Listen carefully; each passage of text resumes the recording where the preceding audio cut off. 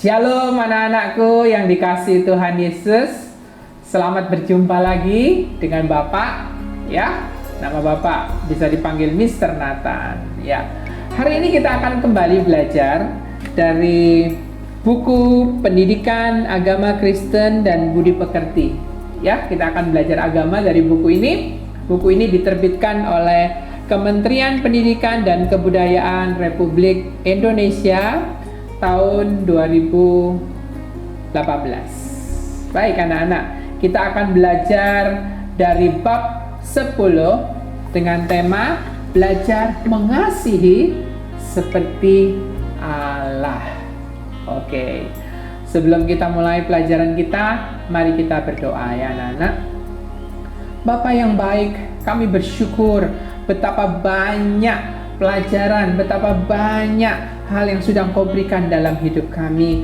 Dan saatnya Tuhan kami mau belajar mengasihi. Kalau kami sudah belajar bagaimana cara mengasihi, ternyata Engkau mau kami belajar lebih lagi cara mengasihi seperti Allah mengasihi. Tolong kami Tuhan, berkati kami, karena tanpa Engkau kami tidak bisa berbuat apa-apa. Di dalam nama Tuhan Yesus kami berdoa. Amin. Ya, mengasihi seperti Allah mengasihi. Wow, bisa nggak ya? Pasti bisa kalau kita melibatkan Allah dalam hidup kita. Ya, jadi apa yang akan kita pelajarin hari ini? Kita akan pelajarin kembali tentang kehadiran Allah melalui keluarga, teman, dan orang-orang di sekitar kita. Itu yang pertama, ya. Bukan hanya kita sadar, oh Allah sayang aku. Yang kedua, kita juga belajar bagaimana cara mengasihi mereka. Orang-orang yang Tuhan sediakan, orang-orang yang Tuhan hadirkan dalam hidup kita, ya. Cara mengasihi mereka sebagai bentuk ucapan syukur kita akan kasih Allah. Dan yang ketiga, kita akan belajar alasan untuk mengasihi sesama berdasarkan Alkitab. Ingat, kita adalah makhluk yang perlu alasan karena kita diciptakan segambar dan serupa dengan Allah, ya. Jadi Allah nggak pernah menuntun kita untuk melakukan hal-hal yang tidak kita mengerti, tapi Allah menuntun kita dalam kebenaran. Dan yang keempat, jelas setelah kita tahu alasannya, yuk dilakukan. Oke, sudah siap ya? Semangat? Yuk. Nah, mari kita menyanyi dulu ya, sebuah lagu pujian, sebuah lagu yang menyatakan kasih itu seperti apa sih? Oke, mari kita nyanyikan bersama-sama lagu ini ya. Kasih pasti lemah lembut, kasih pasti memaafkan.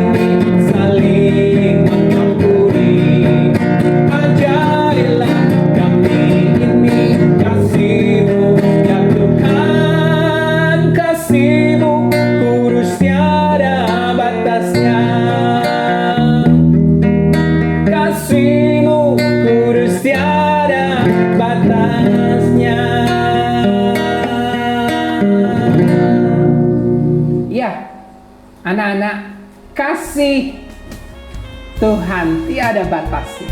Kita akan mendasari pelajaran hari ini dari firman Tuhan yang diambil dari 1 Yohanes 4 ayat 7 sampai 21 dan 1 Korintus 13 ayat 1 sampai 13.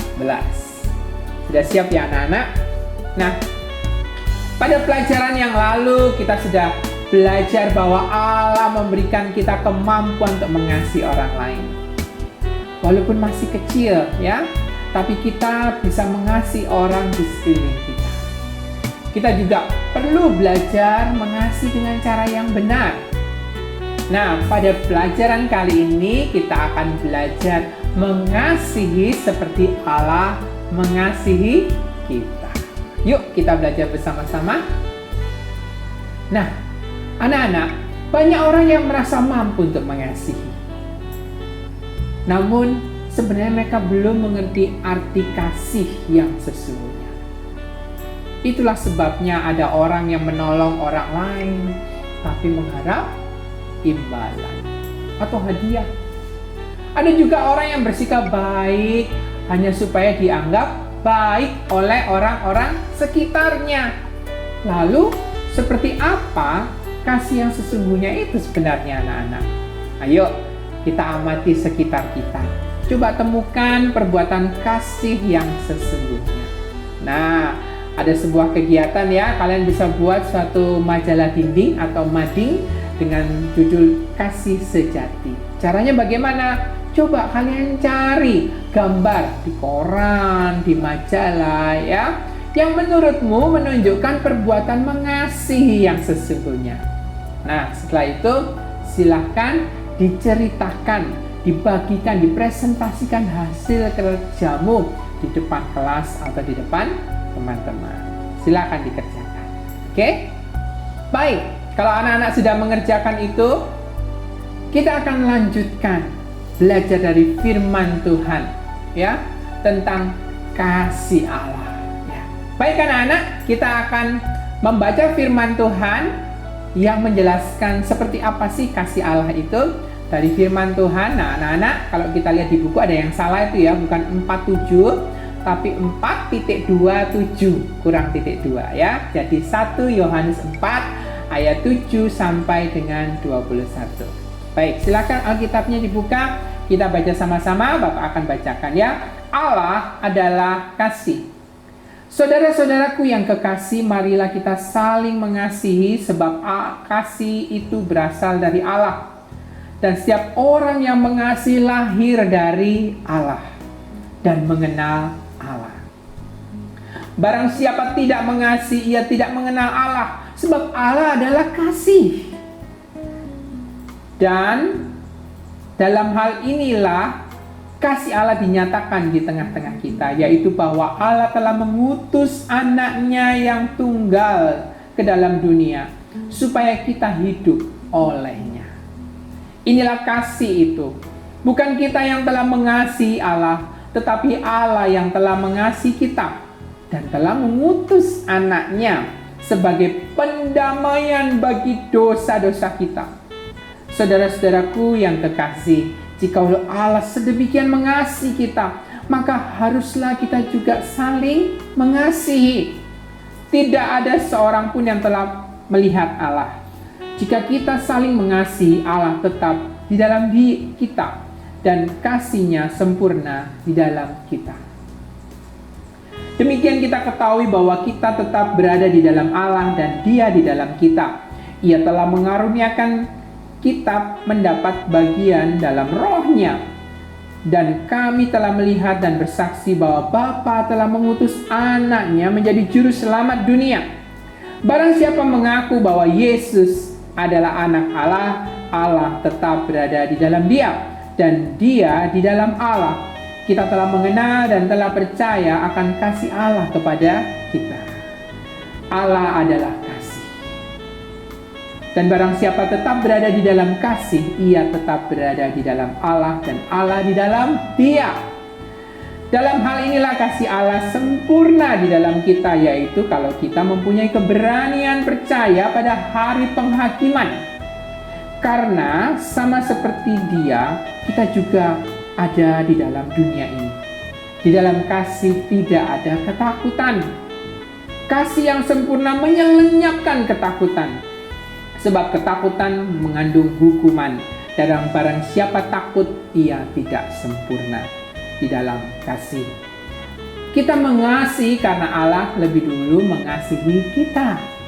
Jikalau seorang berkata, "Aku mengasihi Allah," dan ia membenci saudaranya, maka ia tidak mengasihi saudaranya yang dilihatnya. Tidak mungkin mengasihi Allah yang tidak dilihatnya. Dan perintah ini kita terima dari Dia. Barang siapa mengasihi Allah, ia harus juga mengasihi saudaranya. Amin. Demikianlah firman Tuhan. Luar biasa ya. Kita akan lanjutkan anak-anak. Ayat Alkitab yang baru saja kita baca menunjukkan betapa besarnya kasih Allah bagi manusia. Ia rela mengirimkan anaknya untuk menyelamatkan manusia dari dosa.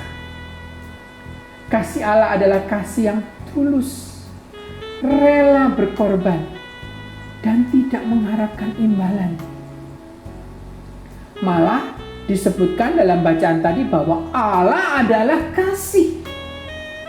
Allah telah mengasihi manusia dengan tulus, maka Ia pun ingin kita saling mengasihi dengan kasih yang tulus. Ya. Nah, anak-anak, kita belajar tadi bagaimana kita mengalami dan mengerti kasih Allah. Kita bisa mengasihi seperti Allah mengasihi kita kalau kita tinggal di dalam Allah dan Allah di dalam kita, ya. Nah, kita akan belajar lebih jauh bagaimana caranya. Ya, tadi kita udah lihat cara Allah mengasihi kita, Dia berkorban. Dia menyerahkan dirinya untuk kita, untuk menebus dosa kita, untuk membayar dosa kita. Nah, yuk kita akan belajar teman-teman lebih lagi mengenal sifat kasih Allah. Yuk kita baca dari 1 Korintus 13 ayat 1 sampai 13. Namun kali ini Bapak akan baca bagian ayat 4 sampai 6 saja. Ya, nanti ada permainannya loh ya. Yuk Bapak akan bacakan. Kasih itu sabar. Kasih itu murah hati. Kasih itu tidak cemburu. Ia tidak memegahkan diri dan tidak sombong. Ia tidak melakukan yang tidak sopan dan tidak mencari keuntungan diri sendiri. Ia tidak pemarah. Ia tidak menyimpan kesalahan orang lain. Ia tidak bersukacita karena ketidakadilan, tetapi karena kebenaran. Ada 10 ya. Jadi Bapak tadi bergerak ya. Ada 10 hal sikap kasih. Nah, sekarang kita akan main. Yeay, siapa yang senang main? Yuk kita bermain bersama-sama ya. Dalam permainan ini kita akan mengenal kasih Allah dan melatih diri kita untuk melakukannya.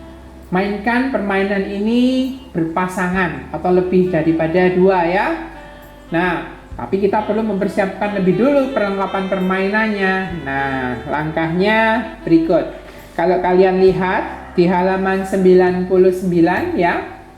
Di halaman 99 ada kayak seperti papan permainan ya, ada seperti papan permainan. Di sini kalian perlu membuat dadu ya, dan juga kartu kasih ya, kartu pertanyaan kasih. Nah, di mana kalian dapatkan ini kartu pertanyaan kasih? Ada di lampiran. Di lampiran di halaman 173 ya. Nah, ini Bapak sudah potong biar cepet ya. Ada lampiran dipotong, terus nanti ini dipotong. Ini tidak perlu diisi ya. Ini adalah kartu pertanyaan yang akan kalian gunakan. Oke, yang kedua adalah kalian memotong lembar berikutnya adalah sebuah dadu. Nah, ini Bapak sudah potongkan ya. Nanti di lembar berikutnya 174 ada satu lembar yang akan berbentuk seperti ini. Kalian tinggal gunting ya. Setelah itu dibuat dadu. Oke, dibuat dadu. Nah, kurang lebih seperti ini ya. Tahu kan main dadu ya? Nanti tinggal dilempar, seret, gitu ya. Terus ada angkanya. Nah, dimulailah dengan start. Di sini di tombol start kalian bisa berikan satu batu atau satu benda kecil. Kalian bisa tempatkan di sini bersama teman-teman kalian. Kalau ada 3 orang main, letakkan di sini 3 ya. Terus dadunya dilempar, oke? Terus jalankan 1, 2, 3. Nah, yang kena langsung ambil 1 kartu tadi ya. Contohnya kalian dapatkan kartu kasih itu. Nah, tadi ingat ya apa? Kalian harus sebutkan sabar. Nah, seperti itu. Lanjutkan dengan orang berikutnya. Demikianlah permainannya. Mudah ya, seru ya. Nanti bisa juga dimainkan dengan papa mama. Diajak untuk bermain cara permainannya. Baik anak-anak, inilah langkah-langkah yang harus kalian lakukan sebelum memulai permainan. Yang pertama dan yang paling penting, baca kembali sifat-sifat kasih yang terdapat dalam kitab 1 Korintus 13 ayat 1-13. Yang kedua, gunting pola kartu kasih dan dadu yang ada di lampiran 3 untuk digunakan pada papan permainan. Yang ketiga, pilihlah sebuah benda kecil yang digunakan sebagai pion. Nah, ini misalnya pionnya ular tangga atau pionnya halma ya. Kalian bisa gunakan ini. Penghapus juga bisa. Kemudian letakkan tumpukan kartu yang telah digunting tadi, kartu kasih yang ada pada papan permainan. Nah, aturan permainan sekarang ya. Tentukan pemainnya dulu siapa yang akan memulai. Yang kedua, setiap pemain bergantian melemparkan dadu. Dadu yang tadi sudah dibuat ya, melemparkan dadu. Kemudian jalankan pion sesuai jumlah yang terdapat pada dadu. Oke. Nah, jika pion itu berhenti pada warna merah, maka pemain harus mengambil sebuah kartu kasih, kemudian mengikuti perintah atau menjawab pertanyaan yang tertulis di dalamnya. Nah, siapa yang menang nih? Yang pertama sampai di garis finish itulah pemenangnya. Seru kan ya anak-anak? Baik, kita akan lanjutkan ke pelajaran berikutnya ya. Nah, permainan mengenal kasih Allah telah mengajari kita bagaimana seharusnya mengasihi dengan benar. Namun kadang-kadang kita sulit sekali melakukannya. Kenapa sulit?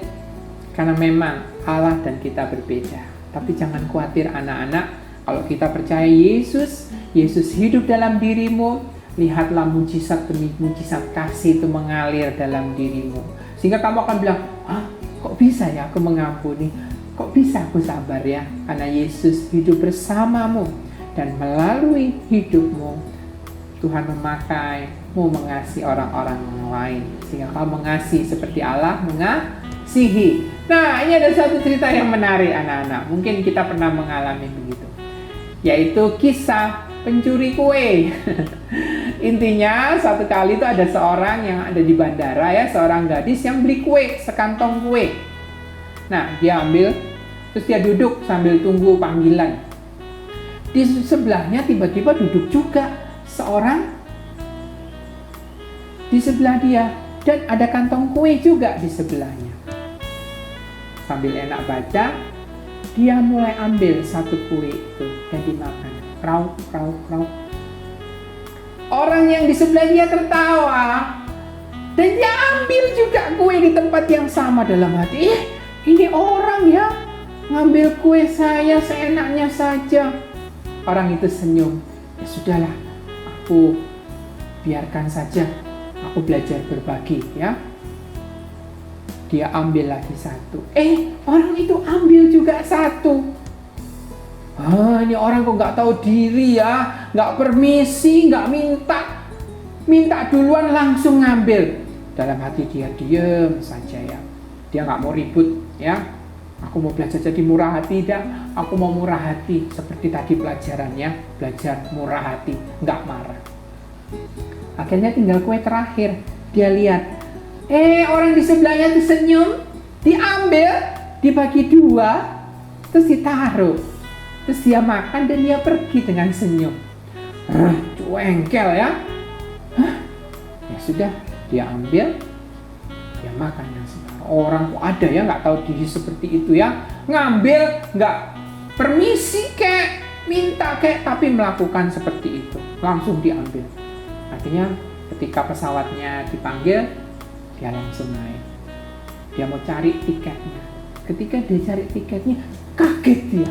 Dia ketemu kue yang tadi dia beli, rupanya dia lupa kalau kuenya itu ditaruh di kantong. Berarti kue yang dimakan tadi bukan punya dia, punya orang itu. Dia pikir dia sudah mengasihi. Ternyata orang itu yang dia tuduh pencuri, orang itu yang dia tuduh tidak baik, justru dialah yang memberi. Ya, ini anak-anak sebuah cerita yang mengingatkan kita arti kasih yang sejati. Nah, sekarang silakan kalian tulis pendapatmu tentang dua tokoh dalam cerita di atas. Si gadis seperti apa? Si laki-laki seperti apa? Si gadis menganggap kue yang dia ambil adalah kuenya dan menganggap dirinya adalah orang yang baik dan murah hati. Oke, tetapi kenyataannya sebaliknya. Agak panjang ya. Oke, si gadis ya menganggap dirinya adalah anak yang murah hati dan menganggap si laki-laki adalah seorang pencuri. Namun kenyataannya sebaliknya. Bagaimana dengan si laki-laki itu? Kita coba merenung sebentar. Laki-laki itu adalah orang yang sabar dan tidak membela dirinya sendiri.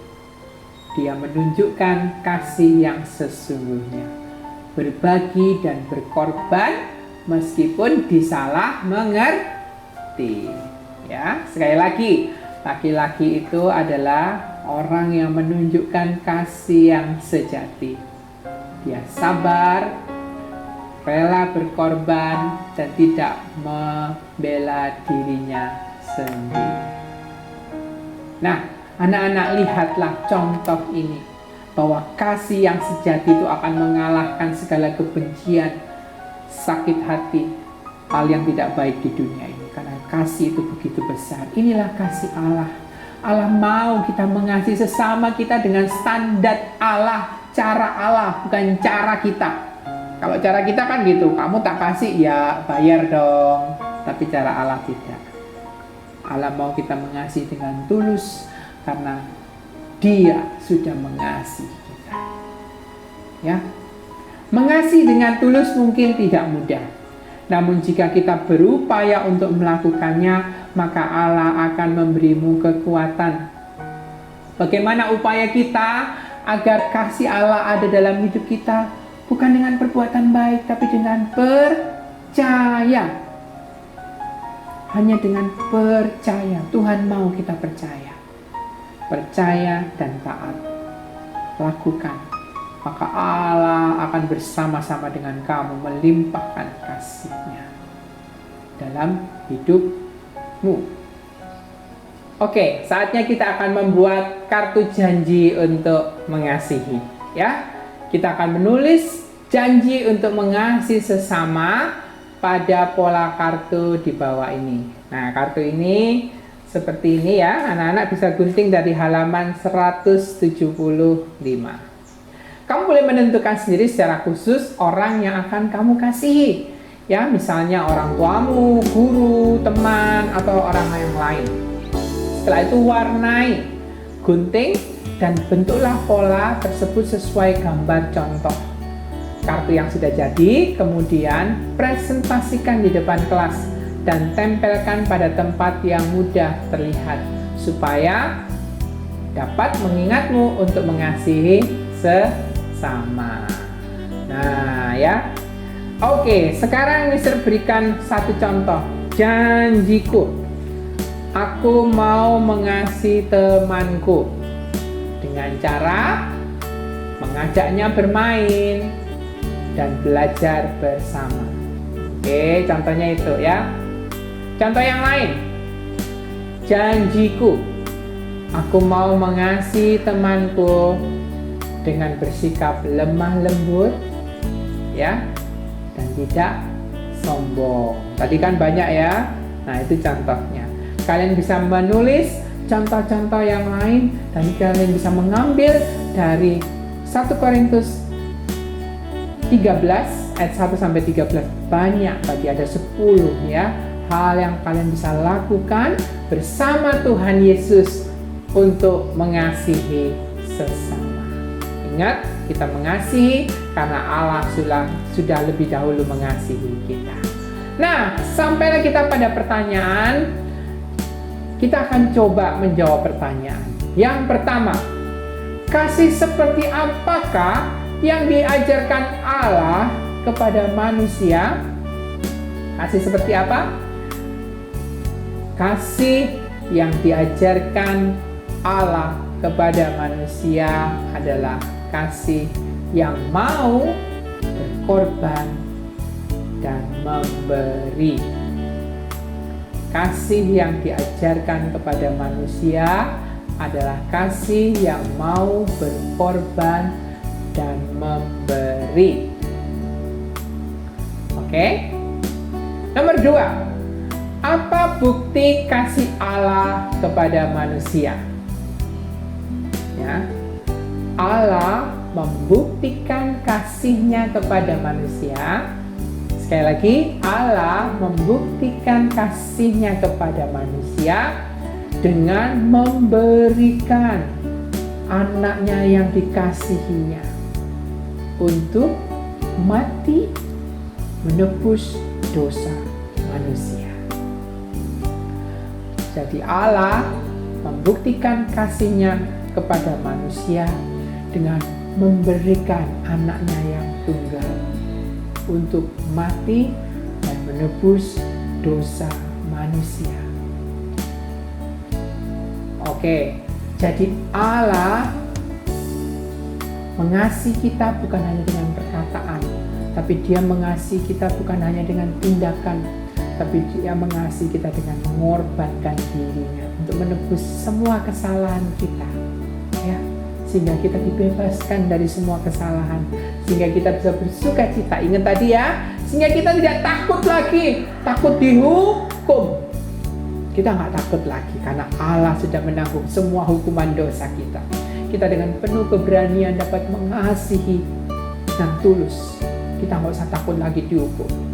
Atau bahkan nggak usah takut, aku sudah memberikan yang terbaik belum? Nggak perlu, karena di dalam Allah ketika damai itu mengalir, ketika kita tahu segala dosa kita sudah ditebus, kita akan mengasihi dengan bebas, tanpa ada rasa bersalah dan tanpa ada takut kalau tidak beri imbalan, karena Allah sudah membayar semua yang kita butuhkan. Oke, 3. Tuliskan 2 cara mengasihi Allah. Yang pertama, sungguh percaya dan menerima pengorbanan Yesus di atas kayu salib untuk menebus dosaku.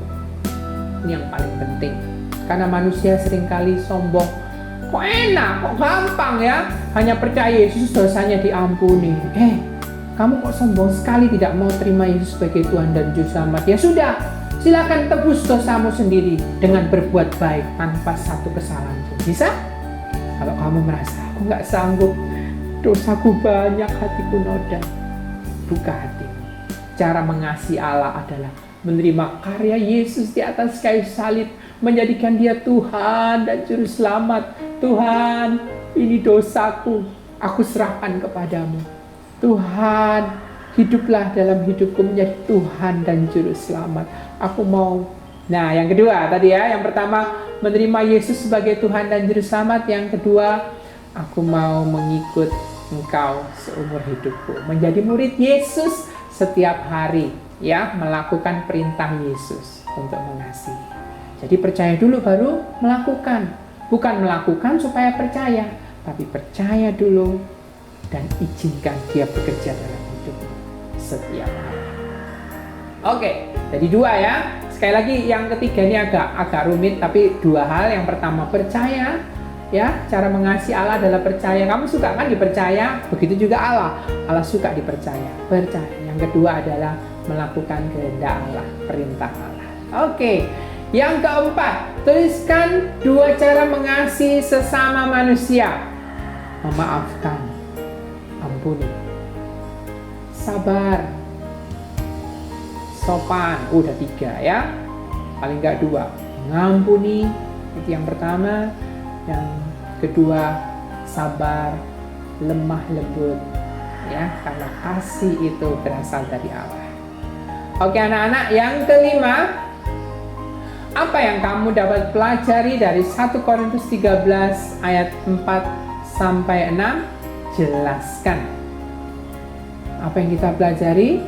Bahwa kasih itu, ya, tadi ada 10 hal ya. Kita mau kembali lihat 1 Korintus 13 ayat 4 sampai 6 ya. Kembali kita lihat bahwa kasih itu adalah sabar, murah hati, tidak cemburu, tidak memegahkan diri, tidak sombong, yang tidak melakukan yang tidak sopan dan mencari keuntungan sendiri, tidak pemarah, tidak menyimpan kesalahan orang lain, tidak bersuka cita karena ketidakadilan tetapi karena kebenaran. Ya, 10 hal tadi yang kita pelajari, yang Tuhan rindu terjadi dalam hidup kita. Baik anak-anak, mari kita akhiri pelajaran kita dengan doa agar sungguh kasih Allah mengalir dalam hidup kita. Mari kita berdoa. Terima kasih Tuhan Yesus, kami sungguh bersyukur untuk anugerah-Mu dan kasih-Mu. Ajar kami untuk mengalami kasih-Mu setiap hari, sampai kami hidup bersama-sama dengan Engkau di sorga. Di dalam nama Tuhan Yesus kami berdoa. Amin. Terima kasih anak-anak. Sampai jumpa pada pelajaran berikutnya. Tuhan Yesus memberkati.